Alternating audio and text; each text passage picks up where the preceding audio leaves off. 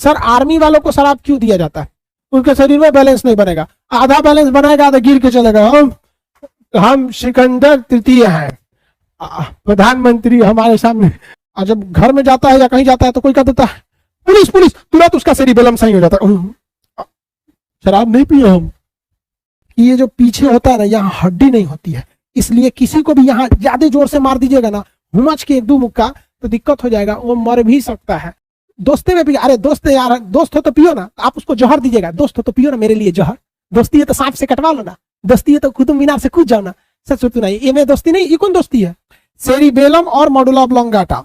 Cerebellum का काम क्या होता है कि हमारे बोलने को डिसाइड करता है कि हम क्या बोलेंगे, ये उसी को डिसाइड करता है। जैसे किसी किसी का सेरिबेलम गड़बड़ होता है या उतना सही नहीं हो पाता तो दला के बोलने लगता है खाना खा लिए। ये कंट्रोल कहां से नहीं हो पा रहा है? सेरिबेलम से उसका कंट्रोल अच्छा से नहीं हो पाता है। यहाँ पे समझ में आ गया कि नहीं आएगा? शराब पीने के बाद ही गड़बड़ा जाता है और ये हमारे शरीर को बैलेंस बना के रखता है। हम 20 डिग्री तक झुक जाएंगे तो हम हमारा शरीर को ये गिरने नहीं देता है। देखिए ऐसे ऐसे ऐसे कुछ घूमिएगा, हमारे शरीर को बैलेंस बना लेता है। आप कभी बैलेंस नहीं बनाते हैं। क्या हम इस कलम को छोड़ देते ये बैलेंस बना पाएगा? नहीं बना पाएगा। हमको आप कैसे भी छोड़ दीजिए, हमको कोई दिमाग नहीं लगाना है कि पैर किधर रखना है किधर नहीं, वो अपने से रख लेगा, अपने से सही कर लेगा। और जो नाच गान होता है, डांसर जो होती है सब, वो अपने से इधर उधर ऐसे ऐसे दुका दुका करते रहती है ऐसे ऐसे, तो उन सबका शरीर गिरता ही नहीं है। वो कभी ये नहीं सोचती है कि हमारा पैर कहाँ रखना है। ये कहता टेंशन मत ले, पैर कहाँ रखना हम रखवा देंगे, दिक्कत नहीं होने वाला है, ठीक है। और क्या करता है, ये मांसपेशियों को सिकोड़ता है और फैलाता है। मेनली हार्ट को धड़काता है, दिल की धड़कन को धक धक धक धक धड़काता है, मांसपेशियों को सिकोड़ता है, फैलाता है। 3 काम। कितना काम भैया? 3। हमारे शरीर का बैलेंस बनाता है, पहला। हमारे बोलने को कंट्रोल करता है और दिल की धड़कनों को सिकोड़ता फैलाता है। समझ में आ गया? शराब पी लेंगे चौपट हो जाएगा। ये शराब पीने के बाद ये कामें नहीं करता है, इसलिए शराबी को देखिए उसके जुबान पे भी कंट्रोल नहीं रहेगा, शरीर पे भी नहीं, उनके शरीर में बैलेंस नहीं बनेगा, आधा बैलेंस बनाएगा आधा गिर के चलेगा। हम सिकंदर तृतीय हैं, प्रधानमंत्री हमारे सामने। पीने के बाद वो प्रधानमंत्री को कुछ नहीं समझता है, पी लेगा सब एकदम गर्दा मचा देगा। यहाँ बिहार में शराब पी के गर्दा मचाता था, सब हर जगह मचाता है। बट बिहार के मुख्यमंत्री नीतीश कुमार जो थे ना, 2015 के इलेक्शन के वक्त में, 15 में ना इलेक्शन था, हाँ, उस वक्त में उन्होंने कहा कि हम शराब पे बैन लगा देंगे, बैन लगा दिया। अब बिहार में शराब पीने वाला शराब पी लेता है, चोरी छुपे से कहीं से इंतजाम करके पी लेता है, और जब घर में जाता है या कहीं जाता है तो कोई कह देता है पुलिस पुलिस, तुरंत उसका सेरिबेलम सही हो जाता है। शराब नहीं पिए हम। जो शराबी पहले खुद को सिकंदर समझता था, अभी वो भी हड़क जाता है। क्या हो गया? उमच के मारता है, सब फाइन भी लगता है। देखो 100% राम राज तो कभी नहीं आ सकता है, क्योंकि ये कलयुग चल रहा है, पहले से पता है कि यहाँ इंसानियत खत्म हो गई। लेकिन फिर भी बिहार में शराब बंद होने से शराब अवेलेबिलिटी 100% नहीं खत्म हुई है, बल्कि बहुत हद तक उसमें इंसान चोरी छुपे पीता है। जो शराब इजिली 100-150 में अवेलेबल हो पाता था, वो 700-800 में होता है। तो शराब को खत्म करने का एक रास्ता है कि भैया अगल बगल के पड़ोस में भी शराब बैन होना चाहिए। अब झारखंड में शराब मिलता है, वहां से बिहार में चला आता है, यूपी में खुला मिलता है, बिहार में चला जाता है, बंगाल से आ जाता है, नेपाल से आ जाता है, तो अकेला बिहार क्या करेगा? या तो फिर शराब को इतना महंगा कर दो, इतना महंगा कर दो कि जिनकी औकात है वो पिए। अब भैया अंबानी है, पियो ना भैया, थोड़ा किडनियों खराब हो जाएगा तो 4 गो किडनी लटका लेगा, 2 गो बाहर, जियो का, रिलायंस का, महिंद्रा का, लगा लो किडनी से सुत है। अब यहाँ रिक्शा वाला, ठेला वाला, खाने को पैसा नहीं है, बच्चों को पढ़ाने को नहीं है, पी के उल्टा हुआ है, ये गड़बड़ बात हो जाती है। समझ में गया?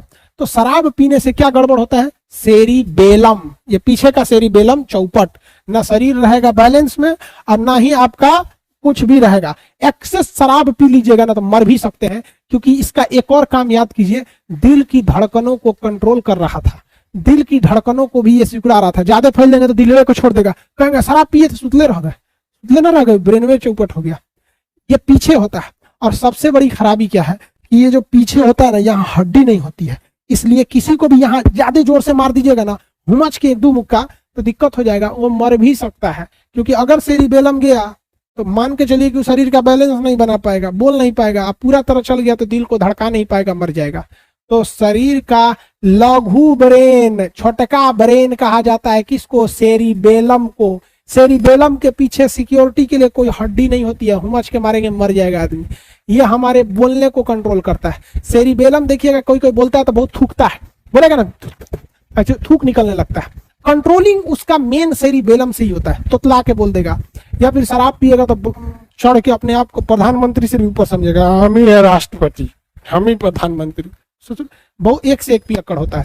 शराब पी लेते हैं, आप में से बहुत से लड़के पीते भी हुए, ये एकदम गलत बात है। इस आप हमारे कहने से आप छोड़ नहीं सकते हैं, इसलिए बेटर वो है कि जो लोग अभी शराब नहीं पी रहे हैं, ध्यान से समझिए, जो शराब पीने लगा ना वो नहीं छोड़ेगा, वो कुछ भी करोगे नहीं छोड़ेगा। एक दो अपवाद के तौर पे छोड़ देते हैं, बट शराबी कहेगा आज से छोड़ देंगे, 1 महीना बाद फिर शराब पीने लगेगा, बट उनके लिए तो कोई उपदेश ही नहीं है, तू पियो ससुर तू नहीं सुधरेगा। लेकिन जो शराब नहीं पीते, अपने दोस्तों में जो शराब पीते हैं उनसे स्ट्रिक्टली कहो कि जब बात शराब की आएगी तो कोई दोस्ती उस्ती नहीं। दोस्ती में भी अरे दोस्त यार, दोस्त हो तो पियो ना, आप उसको जहर दीजिएगा, दोस्त हो तो पियो ना मेरे लिए जहर, दोस्ती है तो सांप से कटवा लो ना, दोस्ती है तो कुतुब मीनार से कूद जाओ ना। सच तो नहीं, ये में दोस्ती नहीं, ये कौन दोस्ती है? अरे दोस्ती है तो कौन सी शराबो पियोगे, ऐसा थोड़ा ना होता है दोस्ती। तो सेरिबेलम चौपट हो जाता है। चलिए, आपको इतना समझ में आ गया, किसी को कोई दिक्कत नहीं। अगला जो होता है वो इसी में एक हिस्सा होता है छोटा सा, जिसे हम लोग कहते हैं मेडुला ऑब्लांगाटा। इसी में एक छोटा हिस्सा होता है, पश्च मस्तिष्क में ही होता है, यहाँ पर छोटा सा हिस्सा जिसे कहते हैं मेडुला ऑब्लांगाटा।